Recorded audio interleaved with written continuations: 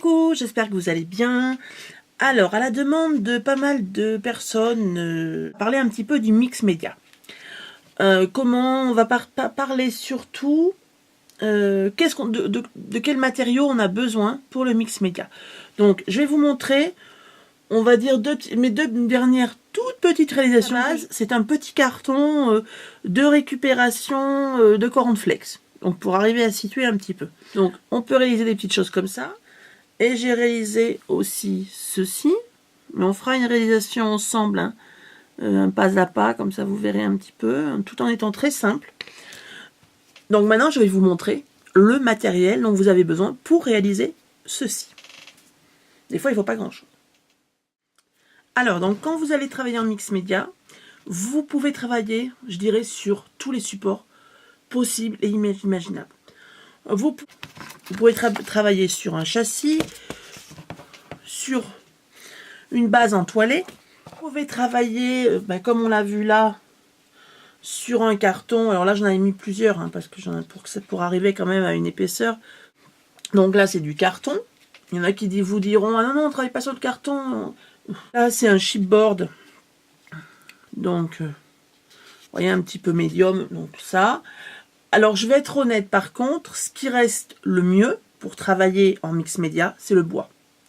Le bois, même si on peut l'asperger d'eau, beaucoup, il va pas non plus se détremper, se tourner. Donc ça, c'est la première chose, c'est la base. Ensuite, bien, il va vous falloir le gesso, hein, bien connu, mais qui va préparer votre toile. Ensuite, modeling paste. Donc, modeling paste, c'est une pâte. Vous voyez, c'est une pâte un petit peu consistante. Un petit peu comme si on voulait, voilà, c'est comme si on voulait plâtrer, enfin voilà. Donc c'est quand même un petit peu consistant. Alors vous en avez de différentes sortes. Vous en avez, là, les blanches. Vous en avez des transparentes. Vous pouvez en trouver dans le commerce des transparentes, des déjà granités, c'est-à-dire même des noires. Hein, vous pouvez en trouver de la noire. Vous pouvez en trouver de la déjà granitée, c'est-à-dire un petit peu sablée. Je vais être honnête, vous pouvez très bien le faire vous-même. De tout. Si vous voulez débuter pour voir si ça vous plaît, vous embêtez pas, n'allez pas forcément investir dans des sommes folles. Prenez la modeling paste blanche, classique, et déjà vous verrez si vous aimez. C'est un conseil, mais après vous faites comme vous voulez. Après, pour vous intéresse, on fera les petites recettes, donc pour créer soi-même sa modeling paste. Mais avec toutes les techniques qu'on peut faire pour structurer en fin de compte sa pâte, pour arriver à avoir des fois des effets même beaucoup mieux que ce qu'on peut acheter. Donc ensuite il y a le gel médium, donc transparent.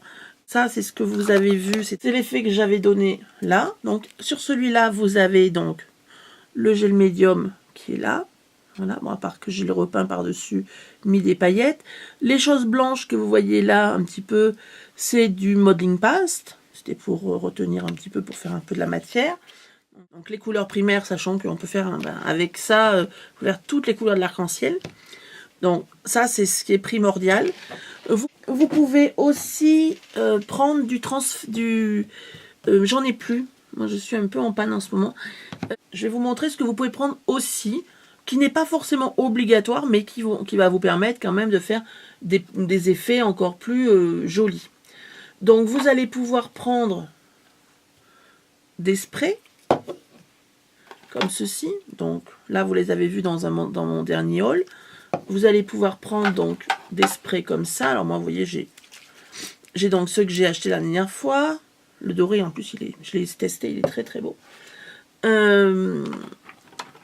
Là, c'est des sprays que j'ai depuis déjà un petit moment, qui me servent bien aussi.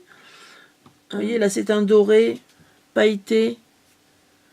Là, c'est des petites encres. On travaille directement avec le modeling paste. On peut travailler vraiment les matières. On va faire une vidéo ensemble là-dessus. Il y a quand même pas mal de possibilités. Alors aussi, une petite chose. Donc, je me suis pris ces poudres-là, comme vous avez dû voir si vous avez vu le précédent haul. C'est important d'avoir, quand on fait moi, quand j'en fais, vous voyez, c'est des masques comme ceci. C'est ce qui nous a permis de faire ça, par exemple. Hop. Vous voyez, c'est ce qui a permis de faire ceci avec le gel médium. Donc vraiment, c'est hyper sympa. Et vous voyez, là, moi j'avais mis des coquillages, donc je vous dirais, gardez pas mal de choses. Je prends de la peinture à vitraux. Et ça me permet des fois d'avoir des effets, les effets sympas, quoi. Ça va être tout ce qui est peinture, tout ce qui est colorisation. Ensuite, je vous dirais que tout ce qui vous passe sous la main en peinture, faut pas hésiter. Alors ça, c'est ma petite... On va dire que c'est un tiroir de... Bon, c'est quand même rangé. Bien sûr, j'ai ma batterie qui me lâche. Non, pas encore, mais bientôt. Bon, on va faire ce qu'on a à faire rapidement.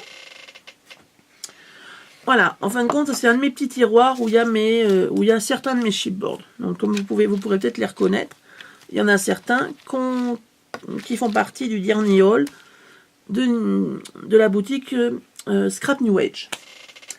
Donc voilà, là j'en ai un petit peu là, j'en ai aussi un petit peu là. Donc ça, honnêtement, ça me sert vraiment.